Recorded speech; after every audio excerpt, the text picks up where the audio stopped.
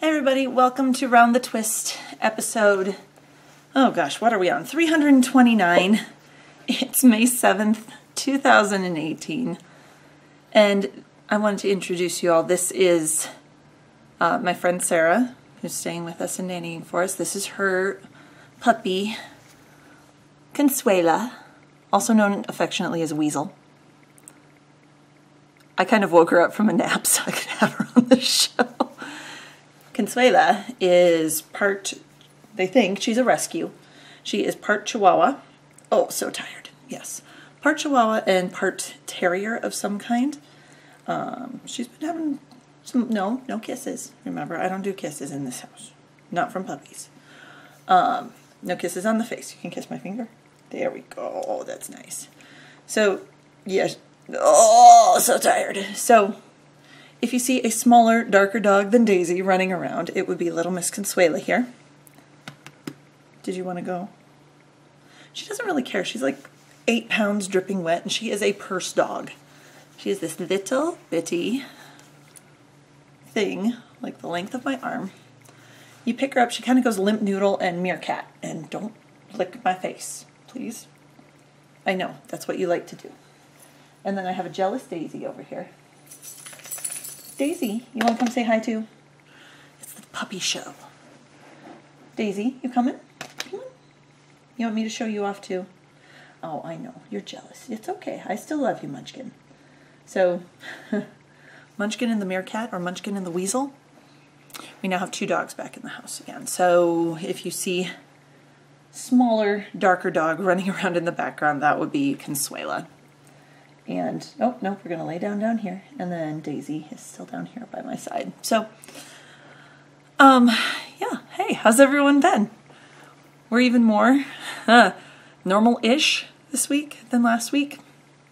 Things are starting to even out a bit, but we'll get to that in various and sundry. So, first thing, what I've had on my needles, on the hooks, whatever you want to call it, because the first thing is the stained glass blanket take 2. This is the long-term project. It is the Juggling Hexes pattern by Wendy Harbaugh. Available for free. I'm using Socks That Rock lightweight and medium scraps I have left over or have been donated to me, and the Loopy U solid series. Come on, focus. There we go. In black. I should have enough to make this a nice big blanket. But let's see. Where's my thing? There's my little, flip it around. Good lands. Little progress keeper. Bella. It's a little like northern star. And that's marking where I ended last week. I'm evidently crocheting my hair into this as well. Using an F hook, a 3.75 millimeter hook, I joined on these last, so there's my progress keeper over here. I joined on these last 1, 2, 3, 4, 5 centers. Colorways, your guess is as good as mine. I can't remember the solids. This might be KMBFLA. This one, I don't know. It was for my sister-in-law's color affection. This one is way blown out in color. That's better. Superhero Blues. That was from a club colorway from a couple of years ago. This is one of the Ravens series. The blowing out kind of helps the dark colors. You can see the variegation better. This was Lenore, part of the Ravens series, and it was originally a club colorway as well. And then I believe this one, this red and pink one, was called Dragon Dance, if I remember right. Another club colorway from years ago. So 5 centers joined on. I am up to 66. Make sure I don't have a dog behind me anywhere so I can roll back. Consuela scares me. I know I just get the feeling I'm going to step on her sometime and like her little itty bitty leg is just going to snap, and not good, but I'm like living in perpetual fear of breaking my friend's dog. And it's fine because she has brought some joy that we needed into this house. So this whole last row on this side, going down from where I'm holding, is the row that was just joined on. The points aren't sticking up great, but that will even out as I keep joining. So, whole thing, slightly bigger. I did another edge row, and I'm going to move my progress keeper over. I have no more centers left to join on. So from here it's going to be probably centers for a little while. I haven't decided what I'm going to do. Because remember, I was debating, do I do a whole bunch of centers now that I have all these cool new colors and then I can kind of place them, or do I just do a center, join it on, do a center, join it on? And I haven't decided, but I've gotten all the centers that I had joined on. So we'll see. Go where the wind takes me. That's the first thing. I love this blanket. I love how it's turning out, and the twins like it too because it's just the size for them to have a little lap throw. Their little feet stick out the bottom because they're long-limbed like I am, but they like it. Tara said it's perfect the other day. Second thing, and I don't know if I should count this as on the needles or not, the Beck Sweater. I showed y'all last week. The body was finished last week, and I was ready to start the sleeves, but I hadn't done anything with that yet. So I've taken one sleeve, the held stitches. I put the sleeve stitches on some waste yarn. Is it? Let's get the ends. There we go. So this sleeve stitches are hanging on waste yarn. I have pulled the waste yarn out of the other sleeve, and I have it sitting on the needles. I haven't picked up the underarm stitches yet, but it's coming. This is Beck by Danny Sunshine. I lengthened the body by like an inch. Knitting up on a US 6, a 4.0 millimeter needle. I just used an 8 to do the bind off around the bottom to make sure it was going to be loose enough. And so I've done no knitting on this. I spent 5 minutes one evening picking up the stitches for the sleeve that were held on waste yarn. So kind of cheating to even include this in the show this week, but I did something to it, so there you go. That's riding around and starting to get too big for my Fat Squirrel Doctor Who Companions bag. So it might get transferred over. Oh, and I did grab another ball of yarn, so I will have a full ball to start the sleeve. Because I don't know. Someone had asked me, I think it was in last week's show thread, how long I was going to make the sleeves. I'm pretty sure they're going to be full-length sleeves because it's a wool and alpaca sweater. Oh, yeah. I didn't show what I'm knitting it out of. Rowan Felted Tweed DK.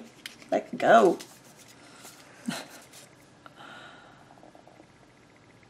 Rowan Felted Tweed. It's out of merino wool, alpaca, and some viscose. Colorway 173. Pretty sure I'm going to make the sleeves full length, which is great because we're just going into a week where we're going to have 80-degree weather, because who doesn't want to be carting around an entire sweater body while they're knitting a sleeve in 80-degree weather out of wool and alpaca. I'm hoping to have it done for this next fall, winter. So that's Consuela defending the house against robins or something. Third thing that has actually gotten most of my crafting time this week, mainly because it's portable. Riding around in my Stitch by Jessalou Doctor Who TARDIS bag, got a lot of work on it this week, is my friend Sarah's Lucky 13th socks. So according to my count, and my count could be off, these are the 13th pair of socks that I have knit for her. And I have the first sock done.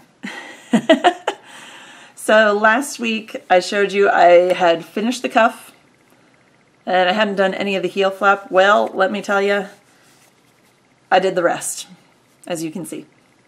Whole thing is done. The yarn is Socks That Rock Lightweight in the colorway Hawthorne. And in her words, it matches 50% of her wardrobe. Knitting these up, it's a 64 stitch, just plain stockinette, plain vanilla sock with a heel flap and a gusset, top down. The yarn has this denim-y blue and a gray and a burgundy and kind of a tan khaki color. It's gorgeous. This is one of the winter colorways, I think the year that they released Courier and Ives as well, which is another pair of socks that I knit for Sarah, was the first pair of zigzagulars I knit for her. And she loves this already, and I basically knit a sock in a week and a half. I have not zoomed that much on knitting in a long time. So it feels good. Finished the toe this morning. We took the kids out to, the twins out to a park. And while they were having fun playing in the sand and getting completely dirty, I managed to finish most of the toe, did the rest after lunchtime, like the remaining 5 rounds. This is not washed or blocked, but all the ends are woven in. So, yay. 1 sock down, 1 to go. I'll get that cast on probably this afternoon when I go back upstairs, but we'll see. I might actually get the sleeve on that sweater going because it's a little cooler today than we originally thought it was going to be. We thought it was going to be like in the 80s, like mid 80s, and be really warm, and it's actually like in the 60s and breezy and beautiful. It's perfect Colorado weather right now, so yay. Did I tell you what US 1.5 needle? 2.5 millimeter? I am scattered like crazy today. I don't know why I bothered writing out my show notes because I'm not even looking at them, so yeah, why bother? But it's going well. So that's everything that I've been working on. Various and sundry. I have nothing finished. So various and sundry other things. Upcoming thing, I don't want to say upcoming events because it's singular. Upcoming event that I will be going to is the Estes Park Wool Market. That is the weekend of June 9th and 10th. There are classes being held on the 7th and the 8th. But the show itself will be at the Estes Park Fairgrounds Events Center. On Saturday, June 9th and Sunday, June 10th. I'm not sure exactly when I'm going to head up there. Again, it hasn't been discussed with the family, so we'll see. The twins want to go up and see sheep and goats again, though, I'm sure. So we'll head up there and have fun on a day, and I'll let you know a little closer when we decide which one or what day we're going to be up there. If you see me and the family, come up and say hi. I'll have buttons along if you haven't gotten one already. I'm still working my way through the like 500 buttons I had to order. In hindsight, years ago, that was kind of a lot. That was the best price point that I was able to get, so I did it. Yeah, wow. Would help if I did 10 more events to be able to hand them out more, but oh well, it is what it is. Other big family news under various and sundry. Hubby is on day shift. He completed his last night shift Sunday morning. Saturday night into Sunday morning, flipped the sleep schedule around and went in for his first day shift on the rehab side of our hospital again, because he used to work over there. Went back today, this morning, and he'll be working 4 days a week for the foreseeable future. Well, he's going to be working 4 days a week. He's the full-timer. But like Mondays through Thursdays for the foreseeable future until they get a part-timer in. Yay for having him back in the land of the living, and he won't have to flip-flop the sleep schedule back and forth because that stinks. Night shift was great when I did it, when we both did it years ago, but we also stayed on a night shift schedule, so it wasn't as hard on our bodies and on our health and on our mentality too. So it's the flip-flopping back and forth that's been getting to him. So after 1.5 years back on night shift, he's now back on days. Yay! Happy days. So we're going to move on. We're going to do a couple of questions from the Any Questions thread. So if you're over on the Ravelry forums, go to the Round the Twist forum, and there's a sticky thread at the top that says, that's titled Any Questions. Ask me anything within reason, and I will try to answer it on a future show. So Beck B posted about 3 months ago, actually on my birthday, Rebecca.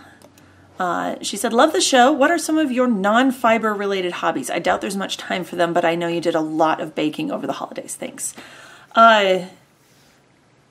Non-fiber related hobbies. I love to read. I read a lot less, but there's like one murder mystery series that I do that I keep up with by Joanne Fluke. I believe it's called Murder She Baked, and it's like the chocolate chip cookie murder is the initial one. It's set in Minnesota. It's fluff reading. The main character runs a cookie bakery in a small town in Minnesota, and there's so much that's similar to my upbringing. I mean, not like finding dead bodies everywhere, but just like the whole church potlucks and small town mentality in these books. And I just purchased I think the most recent one is called The Raspberry Danish Murder. There's over 20 of them. It's something ridiculous. Love them. Occasionally I'll reread them. You do need to go in order because there is an overarching story. They each book kind of stands alone, but there is an overarching backstory that if you don't read them in order, you won't get. You'll be like, who the heck is this person and why are they important and what's going on? So I know they're available at Barnes & Noble or through Amazon. I have a few of them on my Kindle, but the majority of them are sitting right back there on my shelf. And they also have a lot of recipes in them for cookies, for bakes. She actually did just a recipe book, like the Lake Eden. That's the small town. It's like Garrison Keillor and his Lake Wobegon series. The Lake Eden cookbook. I've tried quite a few recipes and they've all turned out fairly well. No one's complained about them when I brought them in. But so I like to read. I'd love to get more into sewing in the craft room back there. The door is shut today, but I have a couple different cuts of fabric to make Tara some more dresses. I'd like to make myself some skirts, that kind of thing. And yes, I love to bake. I love to cook. I love to bake. But it seems to go in spurts. I don't just, every week I'm going to bake this. It's all of a sudden out of the blue, boom, I'm going to do brownies from scratch. And I pull out my grandmother's recipe and this and that and the other thing and go to town and people are at work are going, oh my gosh, why do you bring this in? I'm like, so it's not at home and I don't have to eat it. Because I like the baking. I don't necessarily, I like the eating part too, but that's the problem is if I have a giant cookie sheet tray of mint brownies, then I'm going to eat them all. And I don't need to do that. I share the wealth, share the calories. Also, my grandmother's brownie recipe with the mint frosting and the chocolate glaze on top takes like 4.5 sticks of butter. So yeah, that needs to be shared at work. Everyone needs to love that. And obviously the freezer cooking, that's another hobby of mine. So love watching movies, obviously the knitting, the spinning, but you said non-fiber related. So reading, cooking, baking are my main ones. I hope that answers your question, Beck. I want to get back into letterboxing like I was doing before. And I can talk about that on a future show. I don't want this show to drag on like last week's did because I'm still compressing that one. And I'd like to get out, now that the twins are older and can walk a little bit themselves, I'd like to get out and go hiking on a lot of the trails and up in the mountains and everything. Since, hello, we're in Colorado, we need to get some hiking in. So moving on, a question from In the Dark on Ravelry from 2 months ago, mid-February. Was that the blanket you got from listeners for your wedding? I must have been referring to what I call the love blanket. Yes, so Tara, I can't remember her last name. Hang on. I'm going to mark these and then I'm going to do a people search on Ravelry right here, live, on the air.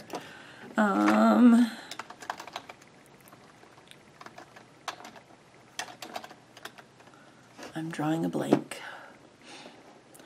She goes by Worcester Weight over on Ravelry. She's also on Instagram, and she's amazing. So she did these blankets for a ton of podcasters over the years. Organized the process and had people help. She's always doing great stuff with her kids. Tara, I'm completely jealous of all the stuff that you do. Hoping as the twins get older, I can go a little bit, yeah. Is that one mine? No. So she's done these blankets, organizes different podcasters, listeners, and they knit or crochet blanket squares, Afghan squares. And then she gets them, organizes how they're all put together, and crochets them together and sends them to the podcaster in question. So right before hubby and I got married, I get this huge box from her that also included Kleenex. And I'm sure if you go back through the archives, you can find this, although it's 5.5-ish years old, maybe a little further back. She organized this blanket for us for our wedding as a wedding gift, and I cried on air, and it was ugly. But I love it so much. It still gets a lot of use in our house, and we call it the love blanket because, I mean, everything. We've got, let's get it the right way up. Try to get shots of each of the squares in. Some of them are textured. Some have cables, like this one. I think this one's just, oh, nope, that one has the owl. Get it the right way up, that way. In it, There's one that has a TARDIS. That one's just a textured log cabin out of one color. There's some, I totally did this upside down. There's some heart lace, more textures. There's this thing that has a whole wee sweater sewn onto it. There's a crocheted one that I have to reinforce the center because it's starting to come undone in one spot. Maybe I did. I must have done it. Or maybe my mom did. Last I knew, the center was starting to unravel, so it's not unraveling now. Oh, no, there it is. It's an edge. Right there. This is how much it's been loved. It's starting to, it sprung a leak. So I'll have to take care of it. But there is tons. I mean, this is a huge, hang on. You know what we're going to do? We're going to lay it out on the floor, and you can see my disaster of a basement right now because the twins have been down here, and we'll give you an aerial view because this is out of control. Let me lay this down. But we have loved this blanket so much. I don't know if you all will be able to see this because it's going to be kind of dark because we're moving away from the podcasting area. So here we go. But